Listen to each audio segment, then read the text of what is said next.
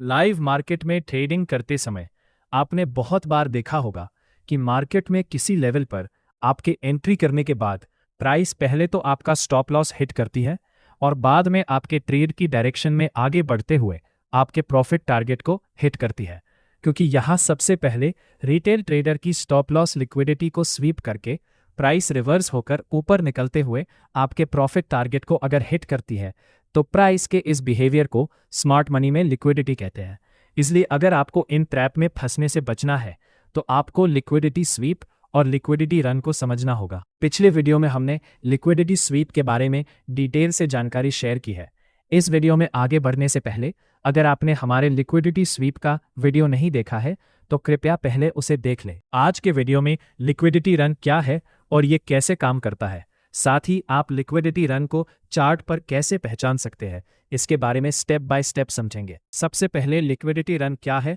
और ये कैसे काम करता है, इसके कॉन्सेप्ट को समझने के बाद लाइव चार्ट पर कुछ उदाहरण देखेंगे। मार्केट में बहुत बार प्राइस एक बुलिश ट्रेंड में इस तरह से हायर लोज का फॉर्मेशन बनाकर ऊपर बढ़ते हुए अपने हर एक स्विंग लो के पास बायर्स को लॉन्ग ट्रेड में एंट्री करने का मौका देती है, जिससे यहाँ बड़ी संख्या में स्टॉप लॉस लिक्विडिटी जनरेट हो जाती है। लेकिन कुछ समय के बाद प्रा अपने पुराने स्विंग हाई को ना तोड़ते हुए नीचे आकर अपने स्विंग लो को ब्रेक करती है और फिर से रिवर्स होकर ऊपर बढ़ते हुए अपना पुराना अप ट्रेंड कंटिन्यू करती है। अब यहाँ मार्केट ने इस स्विंग लो के नीचे जो भी रिटेल ट्रेडर के स्टॉप लॉस थे उन्हें हिट कर दिया है, जिससे ये सभी अब मार्केट से बाहर हो गए हैं। यहाँ स्टॉप लॉस हिट करने के बाद प्राइस ब्रेकआउट की दिशा में आगे जाने की बजाय उसके विपरीत दिशा में रिवर्स हुई है।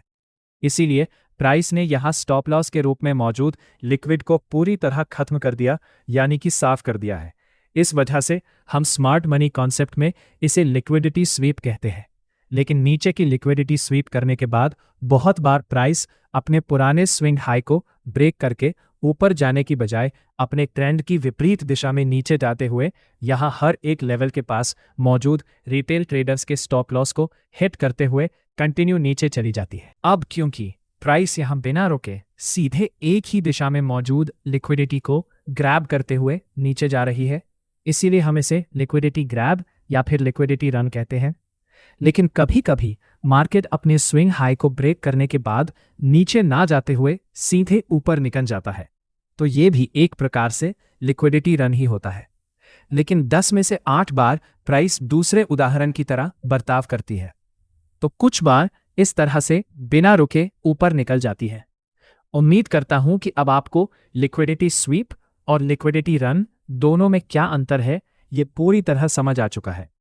चलिए अब लाइव चार्ट पर कुछ उदाहरण देखते हैं जहां मार्केट इस तरह से बुलिश ट्रेंड में आगे बढ़ते हुए हायर लॉस का फॉर्मेशन चार्ट पर बनाता है, जिससे यहां हर एक लो के पास रिटेल ट्रेडर लॉन्ग ट्रेड में एंट्री करते हुए अपने स्टॉप लॉस इस लो के नीचे लगाते हैं, जिससे यहां बड़ी संख्या में स्टॉप लॉस के रूप में सेल साइड लिक्विडिटी जनरेट हो जाती है। अब क्योंकि दिन भर मार्केट एक ही दिशा में ऊपर जा रहा है, इसीलिए यहां बहुत से ट्रेडर्स अपने प्रॉफिट को बुक करने की बजाय अगले दिन के लिए अपनी लॉन्ग पोजीशंस को होल्ड करते हैं, जिससे यहां स्टॉप लॉस की लिक्विडिटी अब भी मौजूद है। मार्केट थोड़ा गैप अप ओपन होने के बाद नीचे जाते हुए जैसे ही अपने पिछले दिन के आखिरी स्विंग लो के पास वापस आता है, तो यहां बड़ी संख्या में रिटेल ट्रेडर फिर से बाइंग करते हैं, जिससे बढ़ते हुए बाइंग प्रेशर के कारण प्राइस ऊपर तो जाती है मगर अपने पिछले हाई को ब्रेक करने में फेल हो जाती है, जिस कारण बाइंग प्रेशर को कम होता हुआ देखकर कुछ रिटेल ट्रेडर्स यहां शॉर्ट ट्रेड में एंट्री करते हैं और अपने स्टॉप लॉस यहां ऊपर लगाते हैं,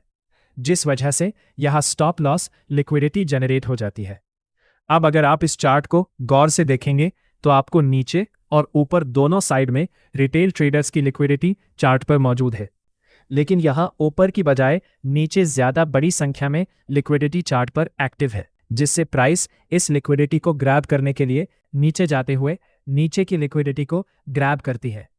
अब क्योंकि यहां प्राइस लिक्विडिटी को ग्रैब करते हुए लगातार सीधे नीचे जा रही है, इसीलिए हम इसे लिक्विडिटी रन कहते हैं, क्योंकि प्राइस एक ही दिशा में भाग रही है। जब भी मार्केट में प्राइस लिक्विडिटी को ग्रैब करते हुए एक ही दिशा में आगे बढ़ती है, तो ज्यादातर समय चार्ट पर लिक्विडिटी रन से पहले प्राइस एक बार लिक्विडिटी स्वीप करने की कोशिश जरूर करती है, जिससे रिटेल ट्रेडर को मार्केट से बाहर निकालना ऑपरेटर्स के लिए आसान हो जाता है। चार्ट रीडिंग के दौरान लिक्विडिटी रन के बारे में आपको कुछ इंपॉर्टेंट बातों को ध्यान में रखना जरूरी है, जैसे कि पॉइंट नंबर 1, लिक्विडिटी रन की दिशा में ट्रेड एंट्री करने से पहले आपको चार्ट पर किस साइड में सबसे ज्यादा लिक्विडिटी मौजूद है इसे ढूंढना पड़ता है, जिसके लिए आपको चार्ट पर प्राइस एक्शन को देखकर अभी बायर्स और सेलर्स में से कौन स्ट्रांग पोजीशन में है इसे पहचानना होगा। तो यहां प्राइस बार बार हायर लोज बनाकर ऊपर जा रही है, इसका मतलब यहां सेलर्स के मुकाबले बायर्स स्ट्रांग पोजीशन में है, जिस वजह से प्राइस अपने पुराने हाई को ब्रेक करने में सक्सेसफुल हो रही है। अब क्योंकि यहां बायर्स स्ट्रांग है, इसलिए ज्यादातर रिटेल ट्रेडर्स ने मार्केट में बन रहे प्राइस एक्शन की दिशा में लॉन्ग ट्रेड एंट्रीज की होगी, जिस वजह से यहां बड़ी संख्या में स्टॉप लॉस लिक्विडिटी जनरेट हो चुकी है।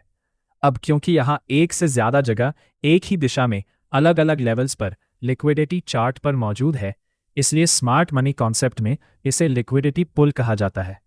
आसान भाषा में कहे तो यहां इस तरह प्राइस ने स्टॉप लॉस के जरिए एक बार नीचे और एक बार ऊपर लिक्विडिटी को चार्ट पर बनाया है।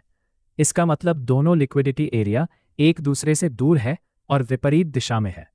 लेकिन अगर प्राइस इस तरह से एक ही दिशा में बड़ी संख्या में लिक्विडिटी को चार्ट पर क्रिएट करती है तो हम इसे लिक्विडिटी पुल कहते हैं। यहाँ पहले उदाहरण में ऑपरेटर्स को ट्रैप करने के लिए ऊपर और नीचे रिटेल ट्रेडर के रूप में एक एक मछली है, तो दूसरे उदाहरण में एक ही दिशा में बहुत सारी मछलियां एक ही जगह के पास एक ही पुल में मौजूद हैं, इसलिए इन्हें पकड़ने में ऑपरेटर्स को आसानी होती है और फायदा भी बड़ा होता है। इस वजह से आपको किस साइड में ज्यादा लिक्विडिटी चार्ट पर उपलब्ध है इसे ढूंढना पड़ेगा। अब इतना ज्यादा आसान भाषा में लिक्विडिटी पुल को समझाने के बाद भी अगर आपके समझ में ना आए तो फिर बड़ी मुश्किल है। पॉइंट नंबर 2, लिक्विडिटी रन में ट्रेड एंट्री करने से पहले आपको चार्ट पर लिक्विडिटी स्वीप हुआ कि नहीं इसे की देखना आवश्यक होता है। इस तरह से एक बुलिश मूव करने के बाद मार्केट ऊपर बढ़ते हुए यहां अपने पिछले दिन के लास्ट स्विंग हाई को ब्रेक कर देता है, जिससे यहां की लिक्विडिटी को स्वीप करते ही प्राइस तेजी से नीचे जाते हुए नीचे मौजूद लिक्विडिटी को ग्रैब कर लेती है। क्योंकि ऑपरेटर्स मार्केट को अपनी इच्छा अनुसार किसी डायरेक्शन में ले जाने से पहले रिटेल ट्रेडर्स को ट्रेड से बाहर करने की एक बार कोशिश जरूर करते हैं, इसलिए आपको लिक्विडिटी स्वीप को देखना आवश्यक है। पॉइंट नंबर 3, लिक्विडिटी रन में ज्यादातर समय प्राइस चार्ट पर मौजूद एक्सटर्नल लिक्विडिटी को ग्रैब करने की कोशिश करता है, क्योंकि किसी भी चार्ट पर इंटरनल लिक्विडिटी और एक्सटर्नल लिक्विडिटी मौजूद होती है। जैसे कि इस चार्ट में यहां चार्ट के दोनों तरफ एक्सट्रीम पॉइंट के पास जो लिक्विडिटी होती है उसे हम एक्सटर्नल लिक्विडिटी कहते हैं, और यहां इन दोनों पॉइंट्स के दौरान चार्ट पर जो छोटे छोटे प्राइस एक्शन पैटर्न बनते हैं, जैसे कि यहां ये जो हाई और लोज है इनके आसपास जो लिक्विडिटी होती है उससे इंटरनल लिक्विडिटी कहा जाता है। इसलिए मार्केट एक्सटर्नल लिक्विडिटी को ग्रैब करने से पहले चार्ट पर इंटरनल लिक्विडिटी को क्रिएट करता है, जिससे मार्केट में वॉलेट जनरेट होती है और जिससे देखकर रिटेल ट्रेडर्स बड़ी संख्या में यहां बाय और सेल करते रहते हैं। लिक्विडिटी रन में प्राइस ज्यादातर समय चार्ट पर एक्सटर्नल लिक्विडिटी को ग्रैब करने की कोशिश करती है, इसलिए आप ट्रेड एंट्री के बाद यहां तक अपने प्रॉफिट टारगेट को ट्रेलिंग स्टॉप लॉस के साथ होल्ड कर सकते हैं। चलिए अब लाइव चार्ट पर लिक्विडिटी रन के कुछ उदाहरण देखते हैं, जहां प्राइस इस तरह से लोअर लॉस का फॉर्मेशन बनाकर नीचे आई है। इसका मतलब हर एक हाई के पास रिटेल ट्रेडर्स ने मार्केट में शॉर्ट साइड एंट्री करने के लिए अपने स्टॉप लॉस यहां ऊपर लगाए हैं। साथ ही यहां इस लास्ट स्विंग लो के पास जो बायर्स मार्केट में शामिल हुए थे उनके स्टॉप लॉस भी यहां मौजूद है, लेकिन नीचे के मुकाबले यहां ऊपर की साइड में ज्यादा स्टॉप लॉस चार्ट पर उपलब्ध है। मार्केट एक स्ट्रॉन्ग बेरिश रेड कैंडल से यहां लोअर साइड में बायर्स के स्टॉप लॉस हिट करने के बाद यहां की लिक्विडिटी को पूरी तरह स्वीप कर देता है। साथ ही इस बेरिश कैंडल को देखकर कुछ रिटेल ट्रेडर्स यहां ब्रेकडाउन के पास आज फिर से मार्केट नीचे जा सकता है ये सोचकर शॉर्ट ट्रेड में एंट्री करते हैं, जिससे उनके स्टॉप लॉस यहां ऊपर लग जाते हैं, जिस कारण ऊपर की साइड में स्टॉप लॉस लिक्विडिटी और अधिक बढ़ जाती है और यहां लिक्विडिटी पुल बन जाता है।